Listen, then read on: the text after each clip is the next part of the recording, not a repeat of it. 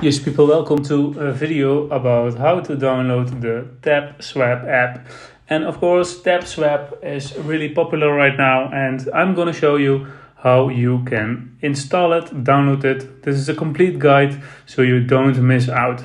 Well, first we click on the App Store, and then I already searched it, TapSwap, but it's not visible. You have to go to Telegram.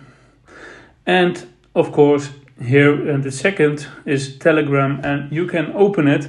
If there is any update button, you tap the update button and you can update it at first.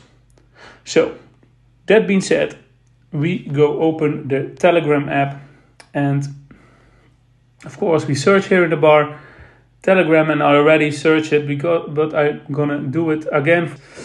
We search TapSwap and we tap it, and it's the logo with the blue check mark. And then the only thing you have to do is tap start. So we tap start, and then you get a welcome message. And the welcome message is a message where the bot welcomes you, and you can also again tap start now. You tap launch, and then that's it. You're pretty much ready to earn some coins. Well, what you can do, you can go to the left. You have some tasks.